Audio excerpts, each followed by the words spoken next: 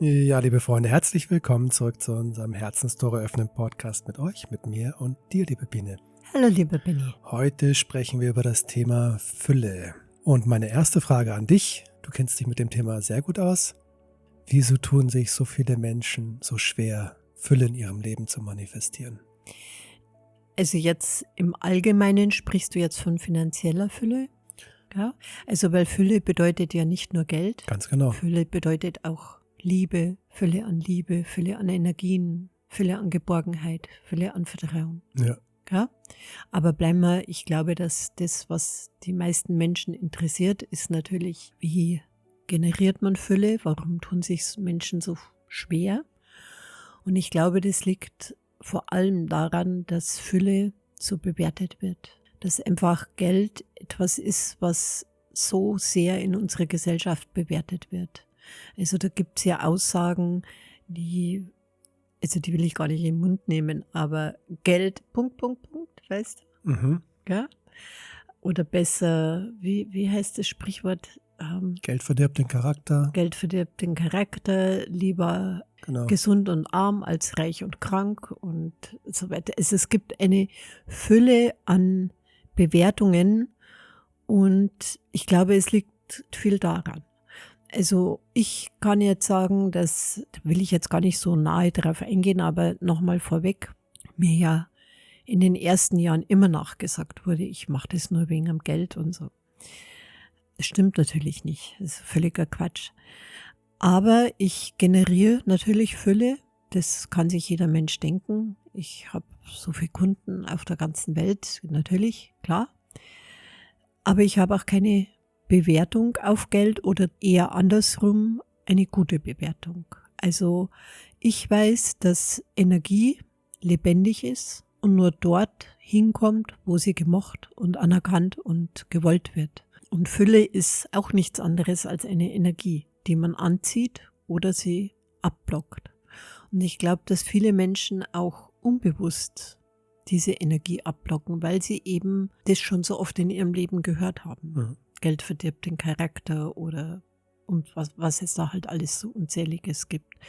Ich finde das überhaupt nicht. Ich finde, dass finanzielle Freiheit, gerade wenn man jetzt, kann ich nur von meinem Beruf sprechen, ja, so wie ich arbeite, finanzielle Freiheit ganz, ganz wichtig ist, auch für meine Wahrhaftigkeit, dass ich nichts tun muss, weil ich in Geldnot geraten bin oder weißt. Ich habe schon oft Kunden gekündigt, weil irgendetwas vorgefallen ist und habe mir nicht überlegen müssen, kann ich mir das leisten? Ja, das ist schon mal das eine. Und das andere ist, dass ich finde, dass man mit Geld sehr viel Gutes tun kann. Man kann es weitergeben an Menschen, Tiere oder was auch immer, wo es gebraucht wird. Und das Geld nicht glücklich macht, das hört man ja auch sehr oft, kann ich nur zustimmen, aber es bereitet doch eine gewisse Freiheit, die man hat. Ja? Also ich muss mir keine Gedanken um meine Stromrechnung machen. Dafür muss ich mir 1000 Gedanken um etwas anderes machen, aber um das muss ich mir jetzt mal keine Gedanken machen. Und mein Lehrer hat es damals schon zu mir gesagt, erstaunlicherweise. Ja. Und ich habe es ja nie verstanden, weil ich auch in so Mustern, eigentlich nicht, ich bin da ein bisschen anders aufgewachsen, aber du kanntest die Muster. Ich kannte die Muster, ja. Und habe jetzt nicht verstanden, also in späteren Jahren, wo ich wusste, dass ich Medium bin und so, was mein Lehrer gesagt hat, wenn er gesagt hat, du musst Fülle generieren. Und ich habe es nicht verstanden, aber später habe ich es dann verstanden, weil einfach, wie gesagt, diese Freiheit, sich frei entscheiden zu können oder auch eine Auszeit, die man vielleicht auch mal braucht, sich leisten zu können, ist etwas sehr Wichtiges. Also das trägt eher zur Wahrhaftigkeit bei. Ja, das ist jetzt mal so kurz auf deine Frage. Okay, und was kann man tun, wenn man selbst in diesem Bewusstsein noch nicht so frei ist? Also es gibt viele Dinge, die man tun kann. Also zum einen gibt es einmal einen Kristall, Runa, der ja nicht unter dieser Bewertung fällt, wie wir Menschen eben diese menschlichen Bewertungen haben. Der ist sehr gut, um Fülle zu generieren. Und was auch, also mal so das Grundsätzliche, dass man sie annehmen möchte, dass sie willkommen ist, dass man sie willkommen heißt und so, das, glaube ich, ist jetzt eh schon klar, gell? Aber was man jetzt zum Beispiel auch machen kann, man kann sich eine Kiste machen, wo man Geldscheine oder Geldmünzen reinlegt, je nachdem, was man möchte, den Kristall runter mit reinlegt und diese Kiste bespricht. Also wirklich mit positiven Energien gegenüber Finanzen. Dass man diese Energien einlädt, sich in dieser Kiste zu manifestieren. Also zu manifestieren, indem natürlich liegen dann keine Geldscheine drin, aber so zieht man Fülle an, ohne dass man sich ständig fragen muss, ob man unbewusst doch noch bewertet. Weißt, wie man so auch oft, also ich habe ein Meditationszimmer und in meinem Meditationszimmer darf keiner reingehen. Also Heiko jetzt natürlich, gell? Aber ich will nicht, dass in diesem Meditationszimmer irgend energetisch was passiert, was ich selber nicht, wie soll ich sagen, generiert habe oder was die Channelings, die ich da gegeben habe oder die Meditationen, die ich dort mache oder Schritte höre. Viele Steine, viele Kristalle sind da drinnen und das ist mein Raum. Und so kann man es auch mit dieser Kiste machen. Weißt? Also, dass man ein energetisches Feld hat, wo sich Fülle generieren kann, weil sie dort willkommen ist. Das, weißt du, ist das verständlich? Ja, was auf ich jeden jetzt Fall. sag? Ja. Das kann man machen. Ich weiß natürlich, dass viele Menschen sich auch große Gedanken um ihre Finanzen machen, weil sie sich schwer tun, weil es eben an allen Ecken und Enden fehlt. Das verstehe ich schon alles, gell?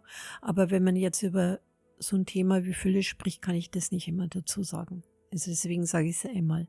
Ich verstehe natürlich Menschen, die wenig haben, ja, und versuche auch wirklich zu unterstützen, ja. Aber das ist halt natürlich, um Fülle zu generieren, nicht sehr förderlich, wenn man solche Gedanken in sich trägt. Also Cryon hat mal was gesagt und das, bis heute ist es so ein Satz, der immer in mir mitschwingt. Wenn du ein Problem hast, dann gibt es auch eine Lösung. Und wenn du nicht bereit bist, auf die Lösung zu schauen, wird das Problem nicht vergehen. Es wird sich aufblähen. Ja, also das Aufblähen sind meine Worte. Es wird sich aufblähen und ausdehnen. Und so ist es natürlich auch mit Finanzen. Wenn du immer nur auf das schaust, was du nicht hast, mit Sorgen behaftet, kann sich keine Lösung, kann sich keine Fülle generieren. Das geht halt ganz einfach nicht. Und da gibt es ja auch diesen Spruch, wenn wir schon bei Geld sind, in dieser Bewertung, Geld kommt immer nur zu den Reichen. Die haben immer mehr und die anderen immer weniger. Ich glaube, es liegt zum großen Teil auch daran, weil eben dort keine Probleme sind.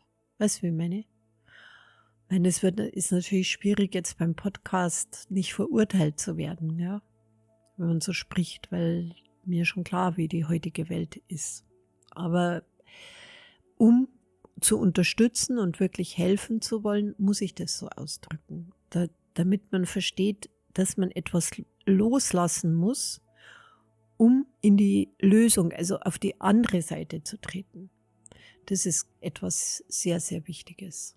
Ja, aber eigentlich ist es auch ganz einfache energetische Mathematik, ne? Worauf du deinen Fokus lenkst, das wird sich in deinem Leben manifestieren. Also lenkst du deinen Fokus auf den Mangel, wird sich der Mangel weiter ausdehnen und lenkst du deinen Fokus auf das, was bereits da ist vielleicht, ja? Ja. Also wenn man in die Fülle kommen möchte, dann schaut man auf das, was da ist, freut sich darüber, erkennt diese Fülle als Fülle an und dadurch kann sich neue Fülle generieren. Ne? Und deswegen kann man auch Fülle so gut weitergeben, weil sie sich dann noch umso schneller generiert. Ja, wenn du Geld besitzt, wenn du es nicht hortest, also so übermäßig hortest und weggibst an jemand, der es halt braucht, dann merkt es die Fülle.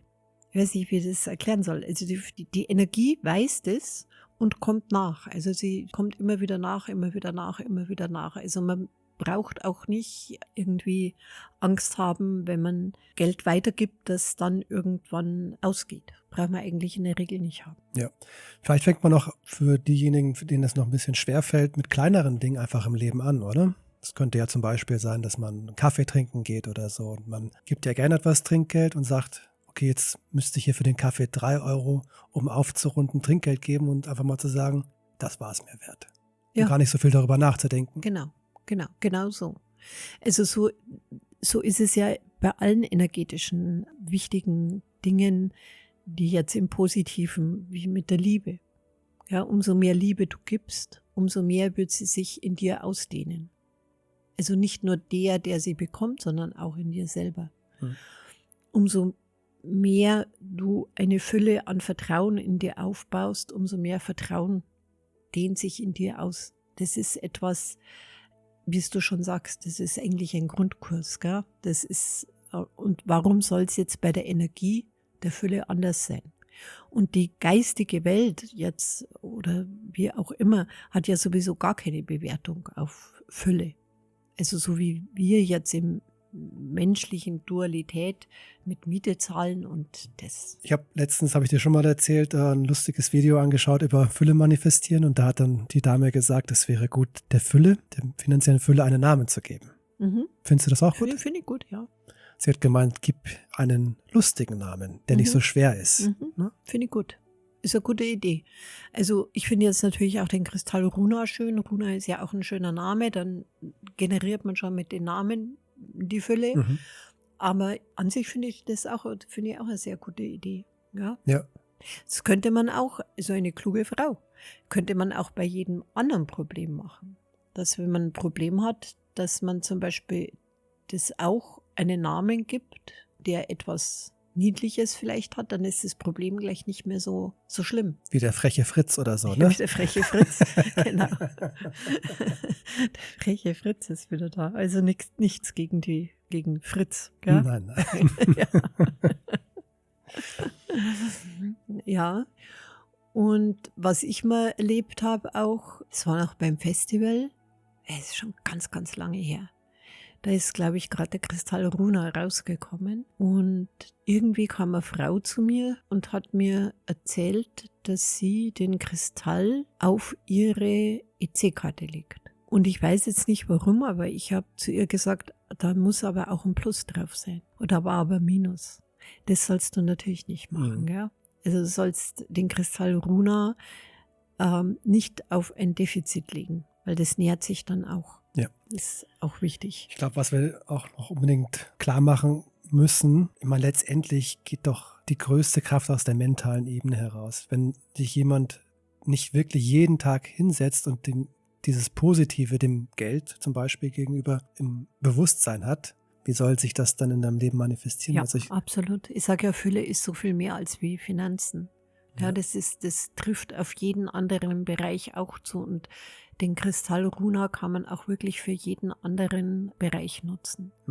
Und es ist so, wie du sagst, also es ist so wichtig, dass die Menschen verstehen, dass man weniger, am besten gar nicht auf das schauen sollte, was man nicht hat, was einen belastet, sondern einfach auf das schauen, was gut und schön ist im Leben. Und also Energie ist halt so präsent. Und das vergessen leider immer wieder die Menschen, wie präsent eine Energie sein kann. Ja. Und eine Energie reagiert, so schnell kannst du oft gar nicht denken. Da hat die Energie schon reagiert. Und klar, wenn du jetzt jeden Tag verwoben bist mit Negativität, mit allem, was, ich möchte jetzt gar nicht alles aussprechen, dann was soll dann... Genau, was soll daraus entstehen? Genau, was soll daraus entstehen? Das funktioniert einfach nicht.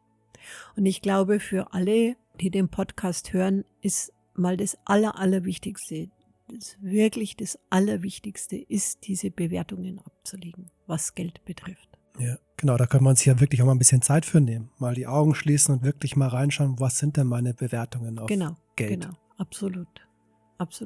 Letztendlich ist es Bewusstseinsarbeit im mentalen Bereich. Naja, ich meine, Benni, die Menschen, die tun sich ja schon auch schwer. Ich verstehe es jetzt schon, weil die ganz reichen Menschen und so, es wird uns ja in der Gesellschaft gespiegelt. Gell?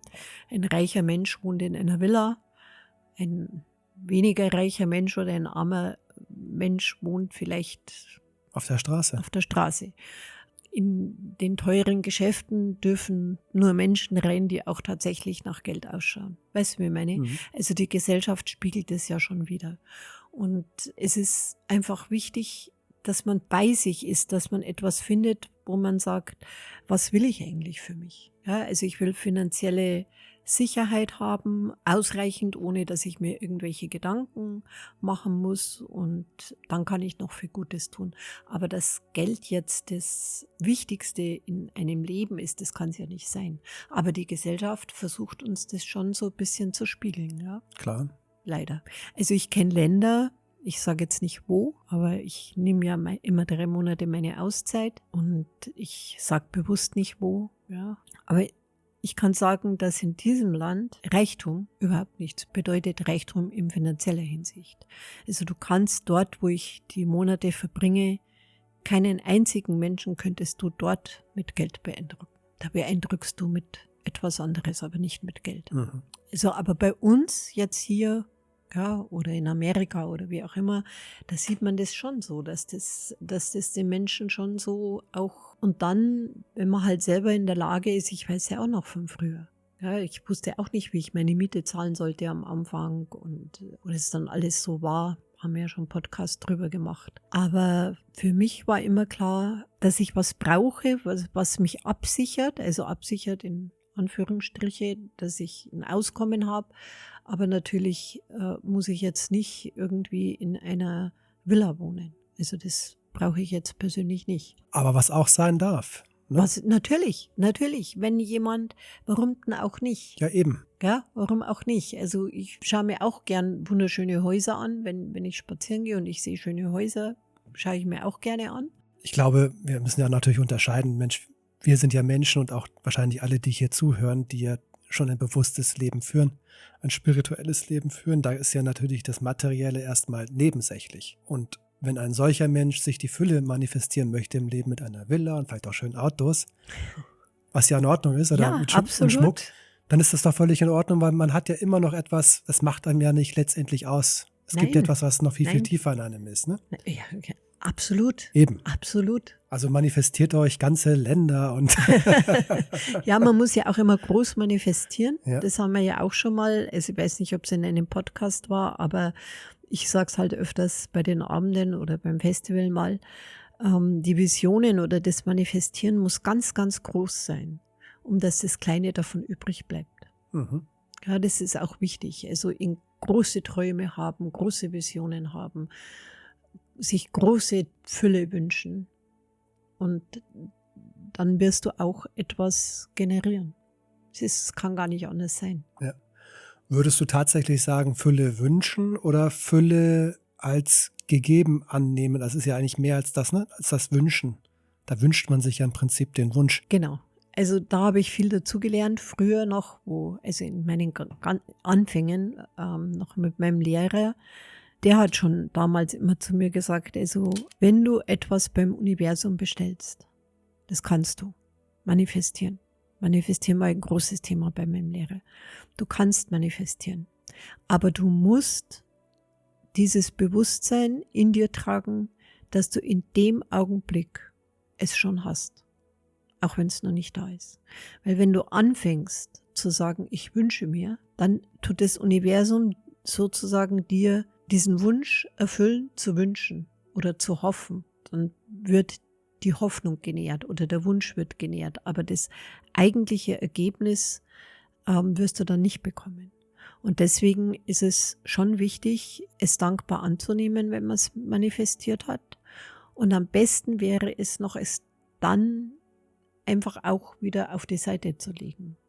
Also ich hatte ganz früher mal, das ist ja auch schon 25 Jahre her oder so eine kleine Pyramide, wo ich meine Wünsche auf Zettel geschrieben habe und eben Danke gesagt habe für das, dass mir es manifestiert wird. Und jetzt vor, weiß nicht mehr, wie lange das jetzt her ist, habe ich die mal wieder gefunden, ja.